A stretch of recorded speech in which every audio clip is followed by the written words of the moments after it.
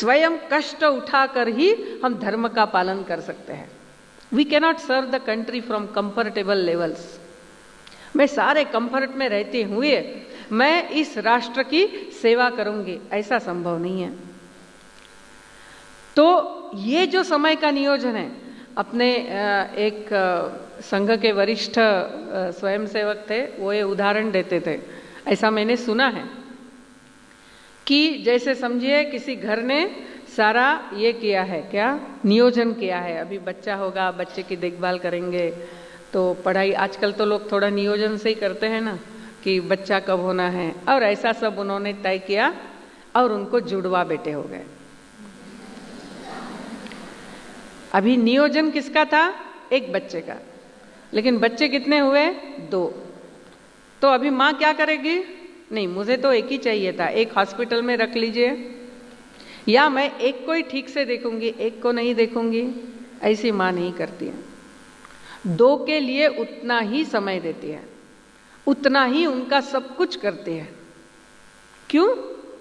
ये प्रेम है। ये अंदर एक क्या कहते हैं, कड़कड़ है, यानी ऐसी इच्छा है कि हाँ, मेरे बच्चों का अच्छा होना चाहिए। उसी प्रकार हमें ये अनेक आघाड़ियों पे ये सारा काम चलाना है। इसीलिए समय के नियोजन कैसा करना है, इसके अनेक तरीके कार्यकर्ताओं को सीखना ही होता है, और ये हर बार सीखना होता है। जैसे एक बार मुझे एकनाथ जी ने, जो केंद्र के संस्थापक है, उन्होंने बताया था कि देखो, जैसे बरस जाते रहेंगे काम बढ़ता रहेगा।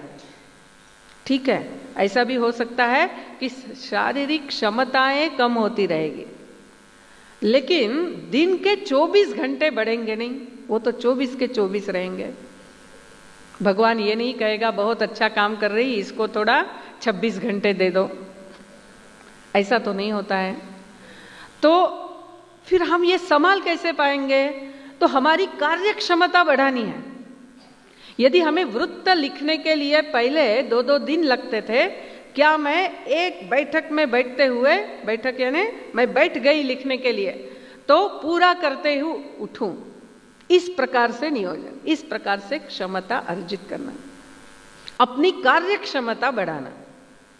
क्योंकि समय बढ़ता नहीं है, दायित्व बढ़ता रहता है, क्षमताएं भी कम ज्यादा होती रहती है, स्पेशली शारीरिक क्षमताएं। तो इसीलिए कार्य का नियोजन, मैं समय का नियोजन मैं मेरा कैसा कर सकती हूँ। आखिर जीवन यानी 2 बातें, समय और ऊर्जा। इसीलिए मैं राष्ट्र के लिए कार्य कर रही हूँ, जीवन जी रही हूँ, जीवन देना चाहती हूँ, मेरा थोड़ा समय लगाना चाहती हूँ। इसका अर्थ ही क्या है? मैं मेरा थोड़ा समय लगा रही हूँ, मैं मेरी थोड़ी ऊर्जा लगा रही हूँ, तो वो मैं कितना अच्छी तरह से लगा सकूं। तो इसीलिए एक है समय का नियोजन, दूसरा है कार्य के लिए अनुकूल बनते हुए, कार्य के लिए योग्य साधन बनते हुए मैं स्वयं का विकास कैसे करूं। क्योंकि हम ईश्वर के हाथ के साधन है यह कार्य करने के लिए, और इसीलिए मैं स्वयं को उस कार्य के अनुकूल कैसे बनाऊं, और ये हमें ही करना होता है। अपनी शाखा में अपने अधिकारी हमें बताते हैं, इससे हम प्रेरित होते हैं, लेकिन अल्टीमेटली करना तो हमें है। तो ये अनुकूल, कार्यानुकूल बनने के लिए स्वयं का विकास जो है, उसके भी फिर से 2 बातें हैं। एक है जो है बाह्य कौशल, यानी अनेक कौशल्य हमें प्राप्त करने होते हैं। सेविका होने के नाते मुझे शाखा लगानी आनी है, मुझे प्रार्थना आनी चाहिए, मुझे गीत लेना आना चाहिए, मुझे बैठक लेनी आनी चाहिए, मुझे बौद्धिक लेना आना चाहिए, मुझे चर्चा लेना आना चाहिए, मुझे लोगों से संपर्क करना आना चाहिए। ये सारे कौशल्य हैं, और ये कौशल्य हम, क्या होता है ना, कार्य का प्रेशर के कारण हम ये सीख ही जाते हैं। यानी जैसे केंद्र में मैं कहती हूँ, मैं जब कन्याकुमारी गई, मुझे बिल्कुल गाना नहीं आता था, यानी घर में भी यदि कोई रेडियो लगाता है मैं बंद कर देती थी, ऐसी स्थिति थी। यानी जो अपनी भाषा में हम कहते थे ना कि मैं एकदम गाने के बारे में औरंगजेब थी, यानी कान से भी मुझे समझता नहीं था गाना। लेकिन वहाँ जाने के बाद रोज भजन है, फिर संस्कार वर्ग में गीत सिखाना है, ऐसा करते करते गीत आने लग गया। अभी लोग पूछते हैं आपने संगीत सीखा है क्या? तो काम का प्रेशर से हम सीख ही लेते हैं। दूसरा, हम ये जब करते हैं ना तो हमें शाबाशी भी मिलती है। अरे आज गीत बहुत अच्छा गाया, आज चर्चा सत्र तुमने अच्छा लिया, हाँ तुम्हारा शाखा एकदम बहुत अच्छी चलती है। तो ये जो एक शाबाशी मिलती है उससे उत्साह मिलता है। इसलिए बाह्य कौशल प्राप्त करना ये इतना कठिन नहीं है, लेकिन वो भी जरूर करना है।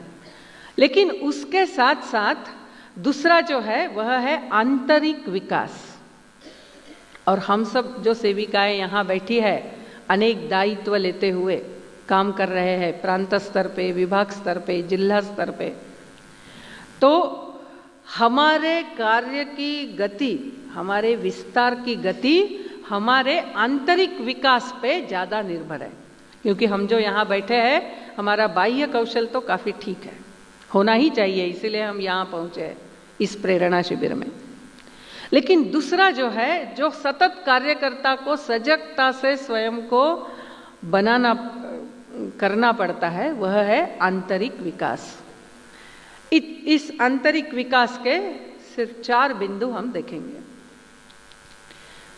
जैसे एक है, वह है आत्मीयता। मेरा जो व्यवहार है वो आत्मीयता से है क्या, हर एक के साथ। क्योंकि अपने पूरे संस्कृति का आधार ही आत्मीयता है, एकात्मता है। और इसीलिए मैं राष्ट्र के लिए कार्य करना है तो मेरे जीवन का, मेरे विकास का अधिष्ठान भी आत्मीयता ही होनी है। तो मेरे व्यवहार में आत्मीयता है क्या, ये सिर्फ मैं जब शाखा में जाती हूँ तब नहीं, मेरे घर में जो नौकरानी है उसके साथ मेरा व्यवहार कैसा है, मैं सब्जी लाने जाती हूँ उनके साथ मेरा व्यवहार कैसा है, मैं रिक्शा में बैठती हूँ उनके साथ मेरा व्यवहार कैसा है, हर जगह ये आत्मीयता है क्या। ये ज्ञानेश्वर कहते हैं कि शब्द पाठी पाजरे कृपा आधी। यानी ये जो कार्य करना है उसमें कृपा पहले होती है, यानी प्रेम स्नेह पहले होता है, स्नेह पहले प्रकटित होता है, शब्द बाद में प्रकटित होते हैं, ऐसा व्यवहार। तो जब हम कहते हैं एकात्मता मेरे व्यवहार में है या नहीं, इसको समझने के और 2-3 निकष। एक निकष है कि मेरे जो विचार है वो हमेशा तकरार को लेते हुए है क्या, इन्होंने ऐसा किया, वो ठीक नहीं कर रही, मैंने इसको कितनी बार बताया, वो ठीक से करती नहीं है। ऐसा यदि है तो कहीं ना कहीं आत्मीयता नहीं है, आत्मीयता की कमी है। जैसे उदाहरणार्थ समझे, हम खाना खा रहे हैं और अपनी जीभ दांत के अंदर आ जाती है, तो हम क्या करते हैं? हम कुछ नहीं करते, हम पानी पीते हैं, फिर से खाना खाते हैं। हम जाके 10 लोगों को बताते नहीं है क्या बेकार के दांत है मेरे, जीभ को काट दिया, ये दांत अच्छे ही नहीं है, कितनी बार खाना खाया होगा अभी तक, फिर भी आज काट दिया, इतनी आदत नहीं बोलते हैं अपने ही दांत अपने ही जीभ। यदि आत्मीयता है तो हम तकरार नहीं करेंगे। लेकिन समझिए बार बार मेरी जीभ दांत के अंदर आ रही है, तो फिर हम क्या करेंगे? फिर भी हम जाके दांतों को उखाड़ नहीं देंगे। हम क्या करेंगे? हम कहेंगे कुछ तो भी गड़बड़ हुई है, शायद मेरा नर्व्स का कोऑर्डिनेशन बिगड़ गया है। तो कंप्लेंट नहीं होगी, कंसर्न होगा, चिंता होगी। अरे नहीं, इसको ठीक करने के लिए मुझे कुछ टेस्ट करनी पड़ेगी, डॉक्टर के पास जाना पड़ेगा।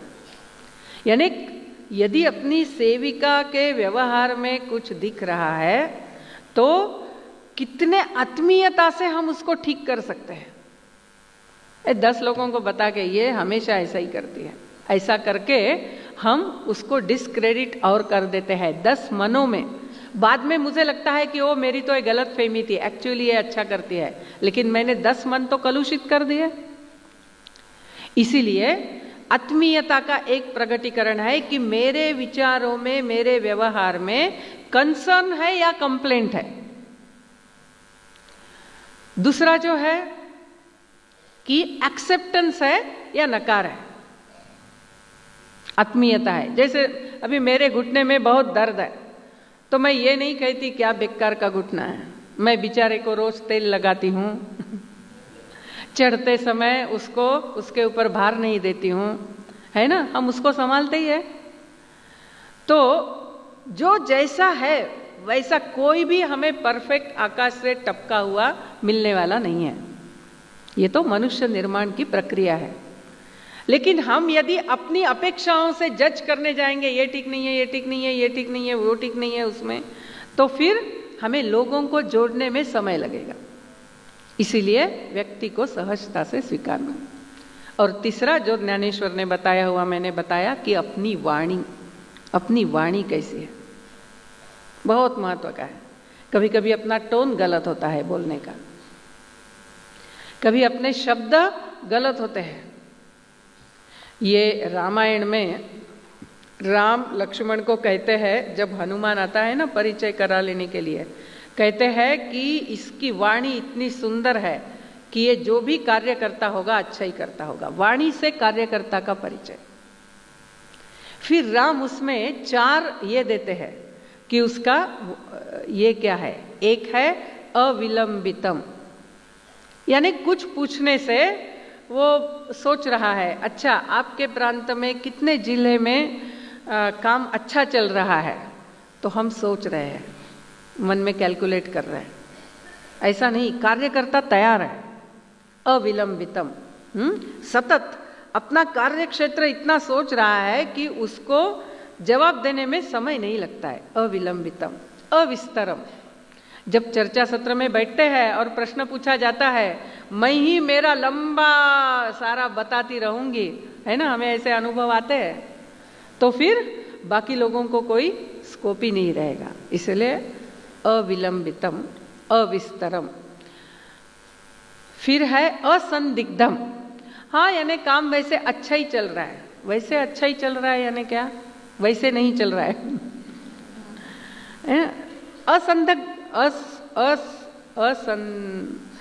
असंदिग्धम, यानी उसमें संदिग्धता नहीं होनी है कि हाँ हमारे विभाग में इतने जिले में ऐसा काम है, इतने जिले में नहीं है। ये जब अपना कार्य क्षेत्र का परिचय अच्छा है, अपने कार्य का परिचय अच्छा है, कार्यकर्ता का परिचय अच्छा है, तभी हम इस विषय को ठीक से बता पाएंगे। तो अपने वाणी से अपने कार्य का परिचय होता है। और चौथा है बहुत सुंदर, अव्यथम, यानी आपके शब्दों से आप व्यथा निर्माण नहीं करते, दूसरों को तकलीफ नहीं देते हैं। इसका एक उत्तम उदाहरण हनुमान का और एक है कि हनुमान जब वापस आए सीता को ढूंढने के बाद, और राम को बताना है सीता मिली क्या, तो सीता को मैं ढूंढने गया, है ना। कुछ लोगों को ऐसा पूछिए, अरे तुमको वो उनको मिलके वो संदेश देना था, वो हो गया क्या? नहीं, क्या हुआ ना, उस दिन मुझे जाना था, तो उस दिन उन्होंने बोला कि अभी मत आइए, फिर दूसरे दिन तो वो छुट्टी थी ना, तो छुट्टी के कारण फिर से ये हो गया। फिर मैंने उनको फ़ोन किया, फिर वो बोले अच्छा आप 5 बजे आइए। जब मैं 5 बजे गया तब उनके यहाँ 4 लोग बैठे थे, चल रहा है। अरे तुमने संदेश दिया या नहीं दिया? लेकिन वो रिपोर्टिंग आएगा ही नहीं, पहले है लंबी कहानी चलेगी। अरे पहले वो तो ठीक है ना, आप पहले वो बता दीजिए, हाँ मैंने वो दिया, अच्छा कब दिया, कैसे दिया, ऐसे पूछते हैं तो बाकी कहानी बताइए। लेकिन जो प्रश्न पूछा है उसका जवाब मिलने के लिए 3 मिनट, 4 मिनट, 5 मिनट, कुछ लोग तो ऐसे भी मैंने देखे 1 घंटा समय लेते हैं बताते नहीं है। अव्यथम, बताना आता नहीं है। तो हनुमान ने जब राम को देखा, मैंने सीता को, यदि मैं ऐसा शुरू करूंगा वाक्य की शुरुआत, तो राम को लग सकता है नहीं देखा, ये भी शब्द आएगा। तो ये 3 यानी फ्रैक्शन ऑफ सेकंड, मैंने सीता को, ये फ्रैक्शन ऑफ सेकंड इतना बोलने के लिए भी वो सुनते समय राम के मन में संदेह नहीं होना है